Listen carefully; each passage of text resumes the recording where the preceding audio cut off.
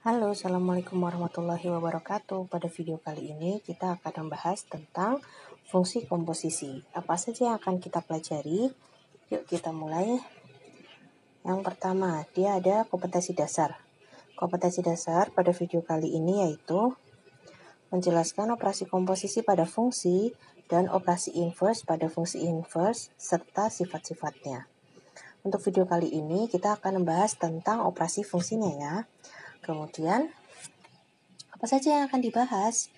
Yang pertama nih, kita akan memahami apa itu yang dimaksud dengan fungsi komposisi. Kemudian kita akan menentukan nilai dari fungsi komposisinya. Nah, selanjutnya akan menentukan komponen pembentuk fungsi komposisi. Oke, kita langsung aja mulai ke fungsi komposisi. Apa itu yang dimaksud dengan fungsi komposisi? Nah, nih. Fungsi komposisi yaitu merupakan bentuk kesinambungan fungsi dalam matematika yang pengerjaannya dilakukan secara berurutan. Ingat ya, ini ada fungsi-fungsi, berarti ada lebih dari satu fungsi. Kemudian dilakukannya secara berurutan, jadi harus urut. Misalkan nih, kita mau bikin suatu barang dari kayu, berarti nanti inputannya akan berupa pohon. Batang pohon gitu ya. Batang pohon itu kemudian akan kita proses menggunakan proses F. Kita sebut sebagai proses F gitu ya. Nanti akan pohon tersebut, pohon yang pertama inputannya ini tadi akan berubah menjadi bahan setengah jadi. Di barang setengah jadi ini kita mau proses lagi menggunakan proses G, sebutlah sebagai proses G. Nah, nanti akan menjadi barang yang kita inginkan. Misalkan kita akan membuat kursi ataupun meja. Nah, inilah fungsi-fungsi yang berkesinambungan. Jadi dari balok kayu menjadi barang setengah jadi, kemudian menjadi suatu kursi yang akan kita gunakan. Atau kalau dalam matematikanya, jadi fungsi komposisi itu kita misalkan sebagai fungsi F. Fungsi F ini dia memetakan himpunan A ke himpunan B. Kita bisa tuliskan F dari A ke B ini ya. Kemudian ada juga fungsi G yang memetakan himpunan B ke C. Dituliskannya G, B ke C gitu ya. Nah, untuk komposisi fungsinya, atau kita bisa baca G bundaran F. G bundaran F berarti dia dari himpunan A ke himpunan C. Coba kita ilustrasikan. Nah, ini kayak gini nih.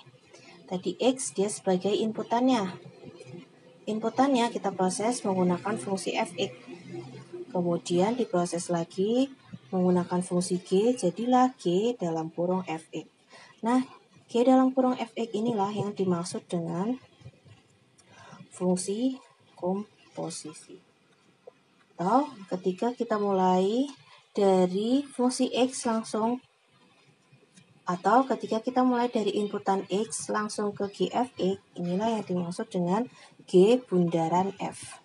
G bundaran F. Atau bisa juga disebut GOF gitu ya. Nah, GOF ini berarti nanti akan sama dengan G dalam kurung Fx. Berarti untuk penjabarannya GOFX dia akan sama dengan G dalam kurung Fx. Nah, itulah yang dimaksud sebagai fungsi komposisi. Dia harus berurutan pengerjaannya. Kalau misal G dalam kurung Fx, berarti nanti kita harus tahu nilai Fx-nya dulu. Baru kita masukkan ke fungsi G-nya. Sama halnya ketika yang di sini adalah fungsi G. Misal di sini ada Gx, berarti nanti di sini ada fungsi F dalam kurung Gx. Misal dari A ke B dia ada fungsi G, terus B ke C dia ada fungsi F. Nah, berarti ini dari A ke C dia ada fungsi Fgx.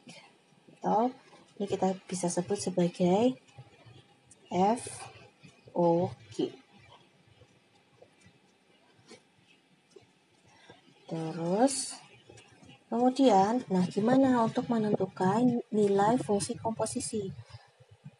Fungsi komposisi itu dia minimal punya 2 fungsi. Sekarang, jika f, g, dan h adalah fungsi, maka nilai dari fungsi-fungsi itu adalah sebagai berikut. Misal yang pertama tadi kita udah bahas, ada f, o, g, x. Nah, untuk mencari nilai fungsi komposisinya, berarti kita bisa jabarkan menjadi f dalam kurung g, x. Itu kalau f, o, g. Kalau g, o, f. G, O, F, X.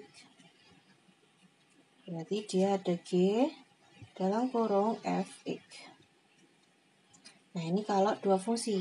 Ya, dia F, depannya juga F. Ini depannya G, paling depan juga G. Jadi kita harus tahu nilai Gx-nya kalau misal yang pertama. Yang kedua kita harus tahu nilai fungsi F-nya dulu. Nah, gimana kalau nanti ada 3 fungsi? Misal ada fungsi f, o, g, o, h. Fungsi fokoh nih. Ini juga sama. Berarti nanti ada f dalam kurung g dalam kurung h, x. Nanti kurungnya ada 3. Sama juga misal ada g, o, h, o, f, x. Nah, ini berarti berurutan dari g. Yang paling luar G, nanti ada H dan ada F selanjutnya. G dalam kurung H dalam kurung Fx. Nah, itu tadi nilai fungsi komposisi. Sekarang ada juga sifat-sifat yang perlu kita tahu dari fungsi komposisi. Nah, ini yang pertama, dia tidak berlaku sifat komutatif. Komutatif berarti dia tukar tempat ya. Jadi nilai FOG tidak sama dengan GOF, kecuali kalau di dalam soal dia sudah diketahui fungsi FOG sama dengan GOF, berarti dia berlaku. Tapi kalau tidak diketahui di soal, berarti tidak berlaku sifat komutatifnya. Terus ketika ada 3 fungsi,